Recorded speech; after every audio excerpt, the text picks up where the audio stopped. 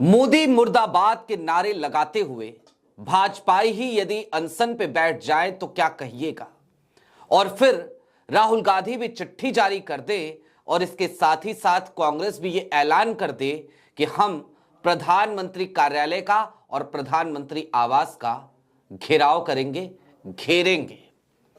जी हां, आज की तारीख में वो कहावत है ना घर के ना घाट के, पूरी कहावत नहीं बोलूंगा, लेकिन प्रधानमंत्री नरेंद्र मोदी की स्थिति लगभग वही होती जा रही है।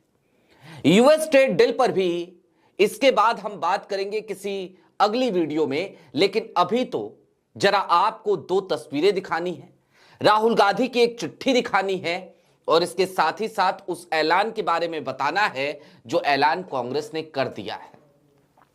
लेकिन यह समझ लीजिए कि आज का यह विश्लेषण कहीं ना कहीं उस दिशा की तरफ होगा कि मुसीबत जब आती है ना तो अकेले नहीं आती, बल्कि चारों तरफ से मुसीबतों का पहाड़ आ रहा होता है। प्रधानमंत्री नरेंद्र मोदी आज की तारीख में किसी ऐसे ही खाई में खड़े हैं जिसके चारों तरफ मुसीबत की इतनी ऊंची ऊंची चोटियां हैं कि उन पर वो चढ़ाई नहीं कर सकते। सारी बातें जरा विस्तार से करेंगे। नमस्कार, मैं स्वप्निल और आप मुद्दा देख रहे हैं। दोस्तों, आगे बढ़ें उससे पहले वही छोटी सी अपील। मुद्दा इन दिनों एक गंभीर आर्थिक संकट से जूझ रहा है। एक तरफ हमारे मेन बैंक अकाउंट फ्रीज चल रहे हैं तो दूसरी तरफ हमारे 28 साल पुराने चैनल को हमसे लंबे समय तक छीन कर रखा गया था। ऐसे में डे टू डे ऑपरेशंस में मुद्दा को काफी मुश्किलों का सामना करना पड़ता है। लिहाजा आपसे गुजारिश है, यदि आप चाहें तो स्क्रीन पर दिख रहे क्यूआर कोड या फिर के नीचे दिख रहे यूपीआई नंबर के जरिए मुद्दा की छोटी छोटी मदद जरूर कीजिएगा। अब आगे बढ़ते हैं। आज की तारीख यानी कि 7 फरवरी 2026 की तारीख, यह तारीख बेहद मायने रखती थी। हमें भी इस तारीख का इंतजार था और हम देखना चाहते थे कि क्या वो यात्रा जो उत्तर प्रदेश से आज शुरू होने वाली थी वो यात्रा शुरू हो पाएगी, और अगर शुरू होगी तो क्या 5 दिनों की वो यात्रा 12 फरवरी को प्रधानमंत्री आवास तक पहुंच जाएगी। उसका जवाब मिल चुका है, लेकिन जो जवाब मिला है ना वो और ज्यादा खतरनाक जवाब है। अब मैं क्यों कह रहा हूं खतरनाक जवाब है? यूजीसी बिल के बाद जिस तरीके से भारतीय जनता पार्टी के वोटर्स ही, भारतीय जनता पार्टी के मतदाता ही, या फिर कि वो तमाम लोग जो खुद को भक्त कहलवाने में गौरवान्वित महसूस करते थे, वो तमाम चेहरे खुलकर मोदी जी के खिलाफ आ गए थे। आज उसकी बानगी फिर देखने को मिली। मैं आपको एक छोटी सी वीडियो सबसे पहले दिखाना चाहता हूं, देखिए जरा। मोदी जी मुर्दाबाद, मोदी जी मुर्दाबाद। एससी एसटी एक्ट खत्म करो, एससी एसटी एक्ट खत्म करो, यूजीसी वापस लो। देखा आपने, मोदी मुर्दाबाद के नारे लग रहे हैं। यूजीसी एससी एसटी एक्ट का विरोध कर रहा है एक व्यक्ति, और यह व्यक्ति कोई और नहीं है बल्कि इनका नाम है पंकज थैरवा। भारतीय जनता पार्टी के लंबे समय तक समर्थक रहे हैं। हालिया दिनों में अंगड़ाई टूटी है और अब मोदी मुर्दाबाद के नारे लगा रहे हैं। एक और तस्वीर मैं आपको जरूर दिखाना चाहता हूं, उसमें आपको आवाज सुनने की जरूरत नहीं है, और चूंकि मैं सनातन धर्म को मानता हूं इसलिए उसकी आवाज सुनाऊंगा भी नहीं। आपके स्क्रीन पर वो तस्वीर चल रही है। मैं आपको यह बता देना चाहता हूं इस तस्वीर में क्या हो रहा है। आपको पंकज थैरवा भी नजर आ रहे हैं तो अलंकार अग्निहोत्री भी, वही रिटायर्ड, माफ कीजिएगा सस्पेंडेड पीसीएस ऑफिसर जिन्होंने पहले इस्तीफा दिया था, बाद में उनको योगी सरकार ने निलंबित कर दिया था। ये लोग अब अपने ही घर में धरने पर बैठ गए हैं क्योंकि इनको दिल्ली कूच नहीं करने दिया गया है, लेकिन यहां पर बैठ के ये सुंदर कांड का पाठ कर रहे हैं। जाहिर सी बात है ये स्थितियां ना तो योगी के लिए लाभदायी हैं और ना ही प्रधानमंत्री नरेंद्र मोदी के लिए। लेकिन इन सब के बीच हमने कहा था राहुल गांधी की चिट्ठी। राहुल गांधी नेता प्रतिपक्ष हैं और हर सप्ताह वो एक न्यूज़लेटर जारी करते हैं। तो इस बार राहुल गांधी ने अपने न्यूज़लेटर में क्या लिखा है, मैं चाहता हूं जरा उस पर आप एक सरसरी निगाह डाल लें। आपके स्क्रीन पर राहुल गांधी का वो न्यूज़लेटर है। राहुल गांधी ने कहा, कॉम्प्रोमाइज्ड प्रधानमंत्री। संसद में यह सप्ताह कई मायनों में अभूतपूर्व और दुर्भाग्यपूर्ण रहा, दोनों रहा है। विपक्ष के नेता के रूप में मैंने राष्ट्रीय सुरक्षा से जुड़े गंभीर मुद्दे उठाने की कोशिश की और पूर्व सेना प्रमुख जनरल एम नरवणे द्वारा लिखी किताब से कुछ पढ़ना चाहा। यह सरकार के लिए बहुत मुश्किल था और उन्होंने मुझे बोलने से रोक दिया। फिर आए झूठ और डर। यह सिलसिला बार बार दोहराया जाता है। सरकार का यह दावा कि यह किताब मौजूद ही नहीं है एक सफेद झूठ है। मेरे पास वो किताब है, उसकी वीडियो भी बाकायदा राहुल गांधी ने जारी कर दी है। मोदी सरकार ने चीन के हमले के समय हमारे सैनिकों और सेना को अकेले छोड़ दिया। इसकी भी वीडियो राहुल गांधी ने जारी करी है अपने इस स्टेटमेंट की।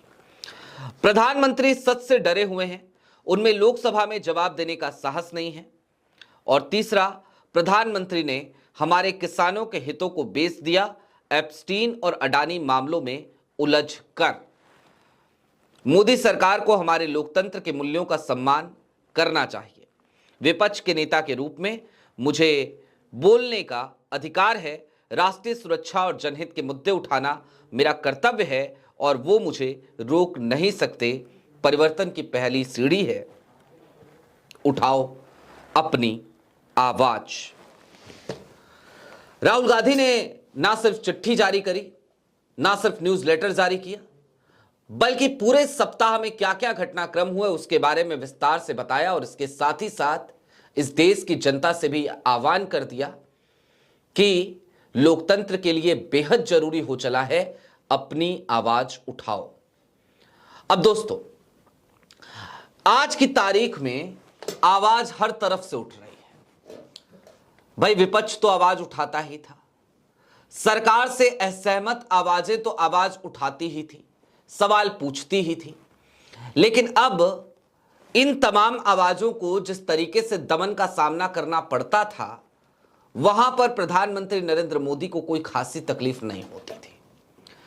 और ऐसा इसलिए भी क्योंकि लगता है जैसे चीन से जो सीखते हैं ना प्रधानमंत्री नरेंद्र मोदी जी की पार्टी वाले लोग, उसका इंप्लीमेंटेशन चल रहा था। लेकिन अब स्थिति बहुत तेजी से बदल रही है।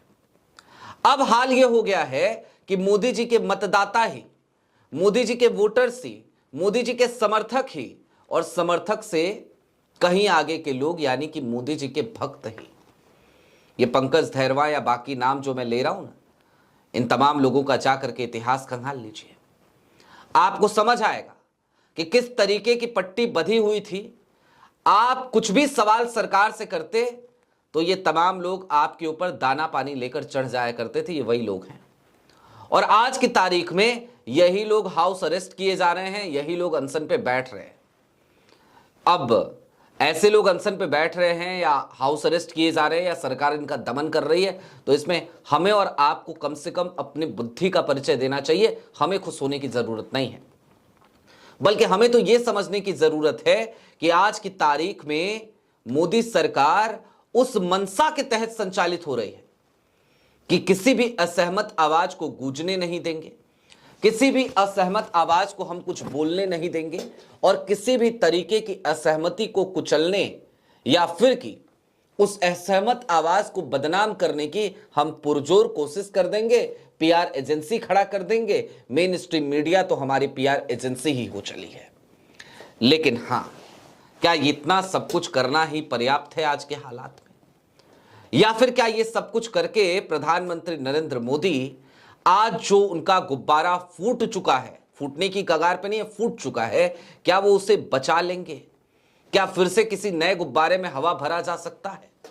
क्या उनकी छवि बचाई जा सकती है? जवाब है, ऐसा बिल्कुल नहीं किया जा सकता और इसके पीछे कई महत्वपूर्ण कारण हैं। दरअसल आज की तारीख में जिस तरीके से झुके हुए प्रधानमंत्री हमारे दिखाई देते हैं, जिस तरीके से डोनाल्ड ट्रंप ऐलान करते हैं और इधर मोदी जी उसके बाद जाकर के अपनी सहमति भी जता देते हैं, जिस तरीके से एप्स्टीन फाइल हो या फिर कि अडानी का मैटर हो, उन तमाम चीजों के मद्देनजर यूएस ट्रेड डील होती है। इन तमाम चीजों पे नजर डालने के बाद एक बात समझ में आ जाती है कि राहुल गांधी जो कह रहे हैं वो कहीं ना कहीं उसमें सच्चाई बहुत बड़ी है कि आज की तारीख में हमारे प्रधानमंत्री कॉम्प्रोमाइज्ड हो चले हैं। देश की संप्रभुता, वो उस पर जो बट्टा लग रहा है, उसके बारे में प्रधानमंत्री नरेंद्र मोदी को सोचना चाहिए। अपने हितों के लिए, अपनी छवि को बचाने के लिए या अपने दोस्त के लिए आज की तारीख में जिस तरीके से भारत के हितों के साथ समझौता किया जा रहा है, ये स्थितियां पूरे देश के लिए शर्मसार भी हैं, चिंताजनक भी हैं। अब दोस्तों, राहुल गांधी क्या करें? वो प्रधानमंत्री तो है नहीं, हैं तो नेता प्रतिपक्ष, लिहाजा वो आवाज उठा रहे हैं। लेकिन हां, मैंने कहा था कांग्रेस के ऐलान के बारे में भी आपको जरूर बताऊंगा। तो यूथ कांग्रेस उसने यह ऐलान किया है कि वो अब प्रधानमंत्री आवास और पीएमओ प्रधानमंत्री कार्यालय दोनों का घेराव करेगी।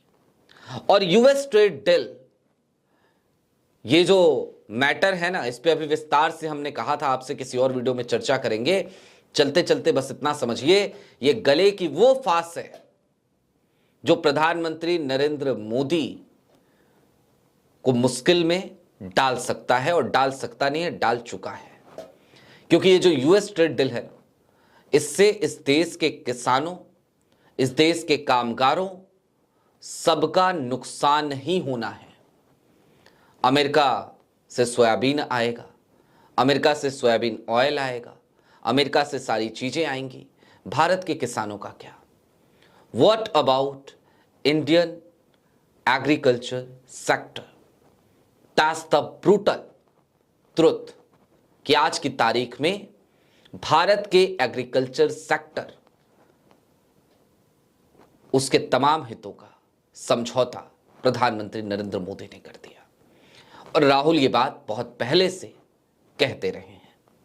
आपकी क्या राय है कमेंट बॉक्स में जरूर बताइएगा। अभी के लिए दीजिए इजाजत। चलते चलते फिर वही अपील, चैनल पर नए हो तो सब्सक्राइब करते हुए जाइएगा, सक्षम हो तो छोटी छोटी मदद मुद्दा की जरूर कीजिएगा। बहुत शुक्रिया।